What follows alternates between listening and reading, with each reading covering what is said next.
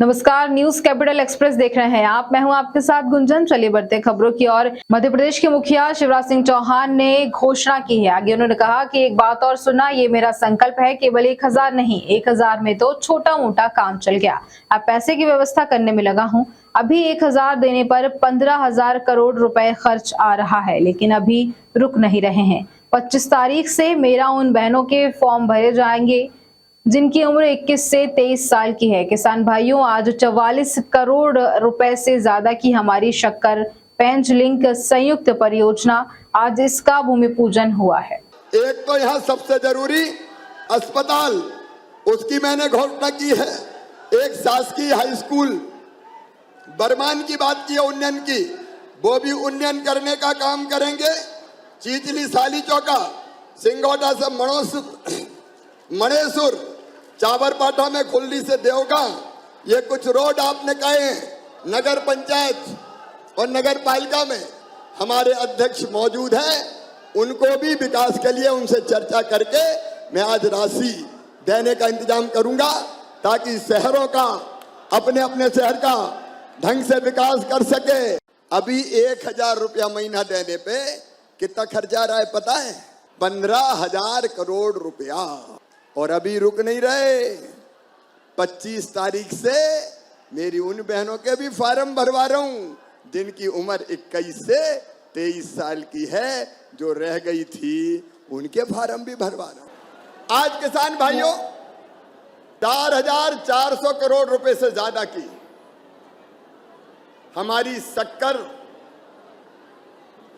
संयुक्त परियोजनाएं, शक्कर पेंच, आज इसका भूमि पूजन हुआ है। 4,434 करोड़, 2 लाख रुपया। और इसके पहले चिंकी बोरास की सिंचाई योजना 5,900 करोड़ रुपए की स्वीकृत की गई है। ये 6 और 4 10,000, 10,000 करोड़ केवल इसी साल किसान भाइयों आपके भाई ने और भारतीय जनता पार्टी की सरकार ने स्वीकृत किए हैं। लेकिन एक बात और सुनना, ये मेरा संकल्प है, केवल 1000 रुपया नहीं, 1000 में तो छोटा मोटा काम चल गया, अब पैसे की व्यवस्था करने में लगा हूं। जैसे जैसे पैसे की व्यवस्था हो जाएगी 1000 से बढ़ा के करूंगा। कितने? 1250। और फिर अगले चरण में करूंगा 1500, फिर 1500 से बढ़ा के करूंगा 1750, फिर 1750 से बढ़ा के करूंगा 2000, फिर 2000 से करूंगा 2250, और फिर 2250 से बढ़ा के करूंगा 2500, 2500 से बढ़ा के करूंगा 2750, और बाद में कितने करूंगा? 3000 करना है। मुस्लिम समाज के शहर काजी खलीकुर रहमान ने प्रशासन द्वारा समाज के एक युवक का मकान तोड़े जाने पर एतराज जताते हुए कहा कि समाज को टारगेट किया जा रहा है, जो गलत है। बता दें कि कल प्रशासन ने महाकाल की सवारी पर पानी पीकर कुल्ला करने वाले एक मुस्लिम युवक का घर तोड़ दिया। इधर आज शहर काजी खलीकुर रहमान उक्त युवक के पक्ष में उतरे और प्रेस कॉन्फ्रेंस लेकर अपनी बात रखी। उन्होंने प्रशासन पर एक तरफा कार्रवाई करने का आरोप लगाते हुए कहा कि घटना के आरोपियों के खिलाफ पर्याप्त धाराओं में मामला दर्ज करने के बाद भी उनमें से एक आरोपी का मकान तोड़ दिया गया, जो कि गलत है, जबकि इस मकान के पूरे कागजात थे। शहर काजी का कहना था कि प्रशासन युवक को हर्जाना दे और साथ ही उसका मकान भी बना कर दे। अच्छा नहीं कहेंगे, मगर फिर भी एक बात कहूँगा कि जांच होनी चाहिए, जांच से पल्ला नहीं झटकना चाहिए।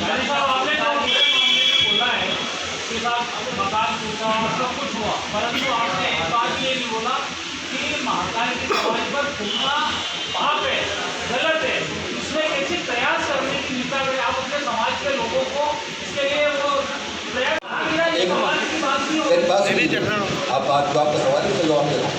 मुझे तकलीफ इस बात की है कि शायद इसमें से कुछ मीडिया कर्मी बैठे हुए होंगे, जब परसों कंट्रोल रूम के ऊपर उस फुटेज को देखने के बताने का साबित होता है सर। कई लोगों ने वीडियो बनाए, जब ये घटना हो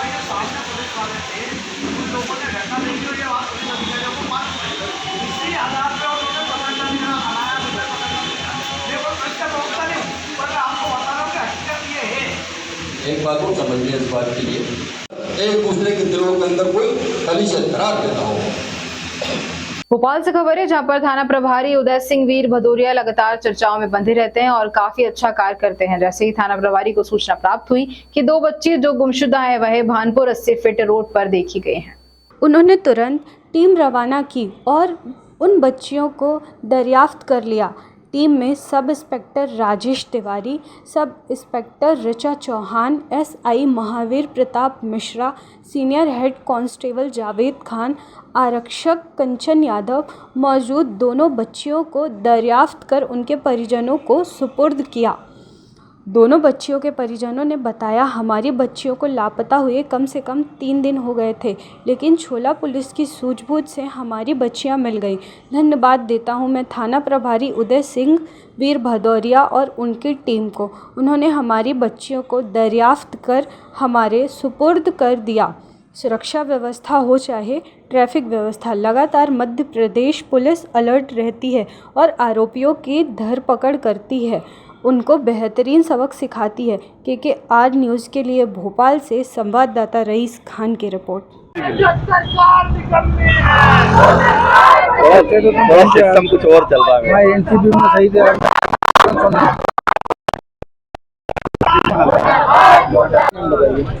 मैं रईसा मलिक और प्रदेश जनरल सेक्रेटरी। इस मामले को लेकर आगे ये महिलाओं के सम्मान में मणिपुर में जो दुर्घटना घटी है उसको लेकर हम लोग आज रोडों पर सड़कों पर आए हैं कि इतिहास में पूरे वर्ल्ड में पहली बार ऐसी महिलाओं को इस तरह से अपमानित किया गया है और उस पर बीजेपी सरकार और ख़ासतौर से हमारे पीएम साहब नरेंद्र मोदी जी एक भी ट्वीट करके या किसी भी उसमें प्रेस कॉन्फ्रेंस लेके या कोई भी एक भी बयान महिलाओं के फेवर में नहीं दे रहे हैं। जो इतनी बहनों की बात करते हैं, जो हर बात पे बहनों को सम्मान देने की बात करते हैं, जो बहनों की बहुत ज्यादा चिंता करते हैं, आज लोगों को ये पता चल रहा है, हमारी बहनों को, इस देश की महिलाओं को ही नहीं पूरे वर्ल्ड की महिलाओं को पता चल रहा है कि मोदी जी के मन में महिलाओं के प्रति कितना सम्मान है। इस देश की, खासतौर से इस देश की महिलाओं के प्रति वो कितना सम्मान अपने मन में रखते हैं। जो 2 शब्द भी वो नहीं बोल पा रहे हैं मणिपुर के लिए, और अगर बोलते भी हैं तो घुमा फिरा कर वो दूसरे प्रदेशों को इसमें शामिल करते हैं। उनकी इतनी हिम्मत नहीं है आज कि वो अपने प्रदेश के, अपने बीजेपी के मुख्यमंत्री को सीधे एक ऑर्डर देके, और या तो वहां की सरकार अगर वो नहीं संभाल पा रहे मणिपुर की तो वहां राष्ट्रपति शासन लगा देना चाहिए, और नहीं तो मोदी जी को इस्तीफा दे देना चाहिए। वो देश संभालने के लायक नहीं है। हम आपका नाम बताइए। मेरा नाम प्रीति खरे है और मैं जिला अध्यक्ष हूँ महिला विंग की। और आज ये पूरे महिला विंग ही नहीं, पूरे भारतवर्ष की हर महिला के दिल में जो आक्रोश है उसका हम यहाँ पर ये रिप्रेजेंटेशन कर रहे हैं। और आक्रोश क्यों है ये हर व्यक्ति जानता है। मणिपुर की घटना जो हुई है वो अब किसी से भी छुपी हुई नहीं है, और एक ऐसी सरकार जो 80 दिन से वहां पर हिंसा चल रही है और केंद्र सरकार मणिपुर को मां बोलने तक से कतरा रही है। क्यों? क्योंकि वहां पर उनकी शासित सरकार है। अरे सरकारें गई भाड़ में, महिलाओं की सुरक्षा के लिए आप आगे नहीं आ सकते हैं, आप 2 शब्द नहीं बोल सकते हैं। सिर्फ चूंकि वहां आपकी सरकार है और महिलाओं को वहां पर इस तरह से नंग करके परेड करवाई जा रही है, उसके बावजूद भी आप एक मणिपुर का मां नहीं बोल रहे हैं। प्रधानमंत्री मोदी जी जब आए हैं तो सिर्फ 36 सेकंड उन्होंने बोला है। 36 सेकंड, ये है इज्जत महिलाओं की इस देश में कि 36 सेकंड का समय मिलता है हमको। ये जो जंगी प्रदर्शन आज ये हो रहा है, ये जंगी प्रदर्शन रुकने वाला नहीं है। और बीजेपी जो सरकार है और बीजेपी सरकार की जो गुंडागर्दी है जो दिन ब दिन बढ़ती जा रही है, ये मैं नहीं कह रही हूँ, ये नेशनल क्राइम ब्यूरो की रिपोर्ट है। 2016 से 2021 के जो आंकड़े दिखाते हैं उसमें 26% की वृद्धि हुई है महिलाओं के साथ क्राइम में। और ये वृद्धि क्यों हो रही है? वो वृद्धि इसीलिए हो रही है क्योंकि बीजेपी के ही जो रसूखदार हैं, जो ताकतवर लोग हैं, वो महिलाओं के प्रति अत्याचार करते हैं। उनके खिलाफ ना तो कोई कार्रवाई होती है, इवन FIR तक दर्ज नहीं होती है। तो जो उनके निचोले होते हैं उनको हिम्मत मिलती है, और ये उसी हिम्मत का नतीजा है जो आज हम मणिपुर में देख रहे हैं। क्यों हर चीज को आप जाति से लिंक करते हैं? क्यों? हम चाहते हैं कि सबसे पहले तो जो मणिपुर में हिंसा हुई है उसके लिए सरकार माफी मांगे। सबसे पहले माफी मांगे। मणिपुर के सीएम से अगर नहीं संभल रहा है राज्य तो वो इस्तीफा दे दें और इस्तीफा देने के बाद वहां पर राष्ट्रपति का शासन लगाया जाए, क्योंकि 80 दिन में ये ऑलरेडी प्रूफ हो चुका है कि बीजेपी से मणिपुर नहीं संभल रहा है। राष्ट्रपति का वहां शासन लगाया जाए, जितने भी अपराधी हैं उनको कड़ी से कड़ी सजा दी जाए और महिला क्राइम के रेट को यहां डिक्रीज करने के लिए केंद्र शासन को बीच में आना पड़ेगा और केंद्र शासन को प्रोमिसेस करने पड़ेंगे। धन्यवाद। जो Shweta Agarwal, national council member Aam Aadmi party. जैसा कि अभी 2 दिन से ये वीडियो वायरल हो रहा है जिसमें महिलाओं के साथ इतने आपत्तिजनक हरकतें हुई हैं, मैं पूछना चाहती हूँ प्रधानमंत्री से 77 दिन बाद ही उन्हें ये क्यों याद आया जब इनको सुप्रीम कोर्ट ने बोला। 77 दिन से ये क्या कर रहे थे? 8 देशों की यात्राएं कर रहे थे। देश में क्या हो रहा है इससे इनको कोई मतलब नहीं है। दूसरी बात यह है कि अभी महिलाओं के लिए राजस्थान में जिस प्रकार से दलित महिलाओं के साथ अत्याचार हो रहा है और राजस्थान की एक एक महिला बहन अपने आप को असुरक्षित महसूस कर रही है और प्रियंका गांधी नारा लगाती हैं, बेटी हूं, लड़ सकती हूं। प्रियंका गांधी राजस्थान के बारे में आप कुछ कहेंगी? मध्य प्रदेश में कांग्रेस नेतृत्व दोहरा चरित्र और तुष्टीकरण की राजनीति करता है। प्रियंका गांधी, आप छोटी से छोटी घटना पर ट्वीट करती हैं, लेकिन जब कोई अल्पसंख्यक समुदाय अपराधी दलित भाई के मुंह पर मल डालता है तब आप कोई ट्वीट नहीं करती हैं और ना ही आप अपने बारे में एक शब्द भी बोलती हैं। मध्य प्रदेश के अंदर ऐसी एक नहीं अनेक घटनाएं हैं जिस पर आप तुष्टीकरण की राजनीति करती हैं। कांग्रेस केवल एक परिवार तक सिमट कर रह गई है, इसलिए प्रियंका गांधी और राहुल गांधी निकले हैं। प्रियंका गांधी गुजरात भी गई थी, राजस्थान भी गई थी, उत्तर प्रदेश भी गई थी। उत्तर प्रदेश से तो गांधी परिवार पलायन ही कर गया है।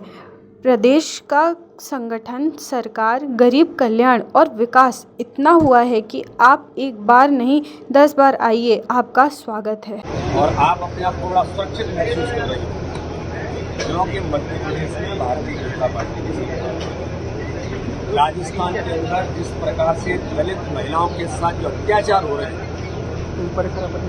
और राजस्थान की एक एक महिला बहन अपने आप को असुरक्षित महसूस कर रही है और आप नारा लगाते कि बेटी है तो मध्य प्रदेश।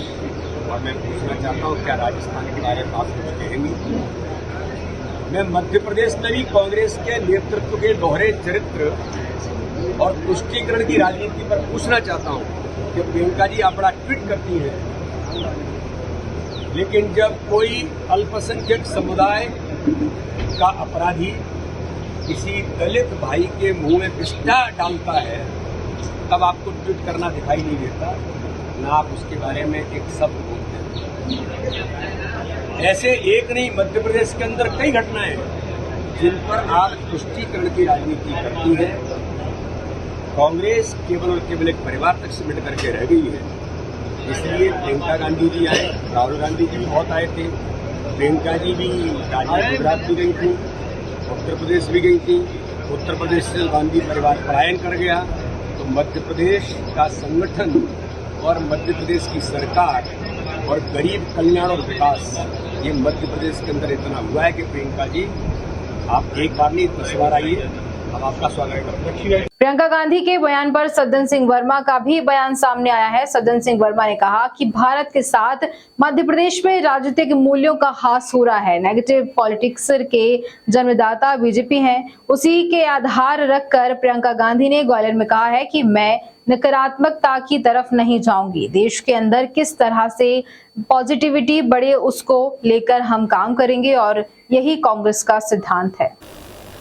देखिए, जिस तरह मध्य प्रदेश के साथ साथ संपूर्ण भारत में राजनीतिक मूल्यों का हास हो रहा है, हानि हो रही है, negative politics Bharatiya Janata party इसकी जन्मदाता है, वो कर रही है। इस पे से हमारी नेता प्रियंका गांधी जी ने कहा कि मैं नकारात्मकता की तरफ नहीं जाऊंगी, पॉजिटिविटी कैसे इस प्रदेश और देश में बढ़े, मैं उस तरह की राजनीति को हमारी पूरी पार्टी प्रश्रय देती है और हम सकारात्मक चुनाव प्रचार करेंगे।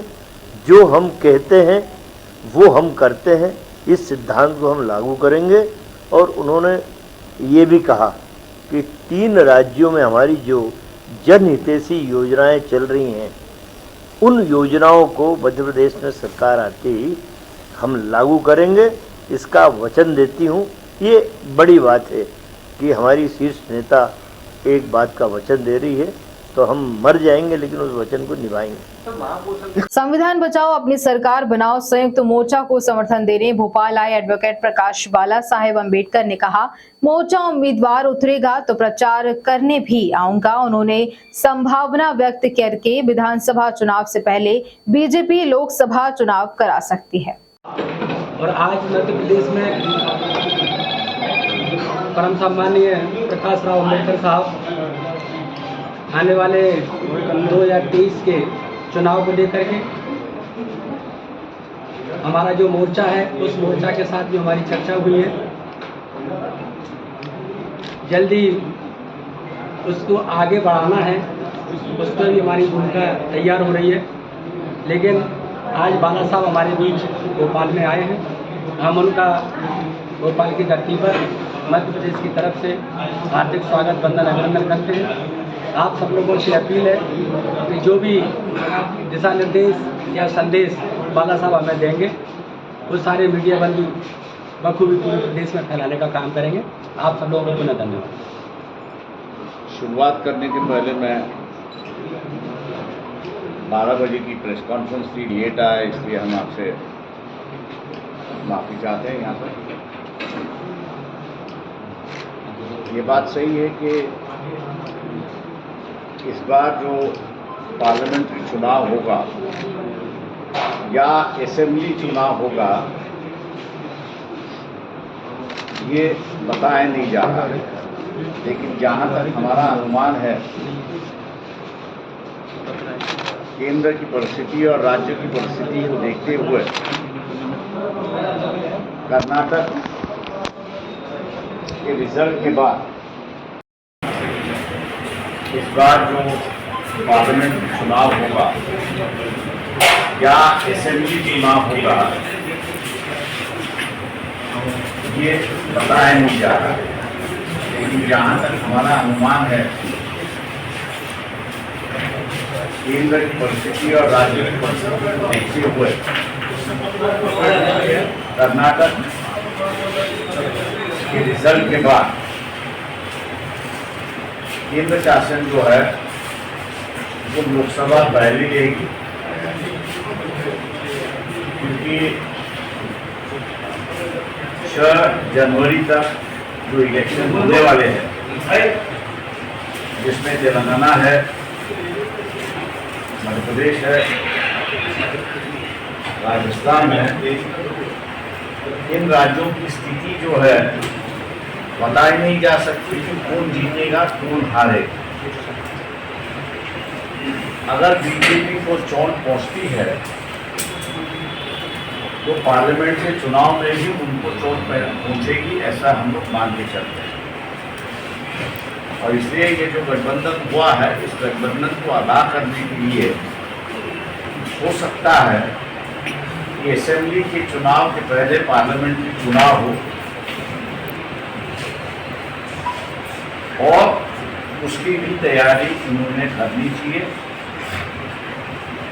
और इसी बात पर जो है हम लोगों की चर्चा हुई और आगे क्या करना है इसका भी एक दौरा और विवरण बातचीत हो चुकी है।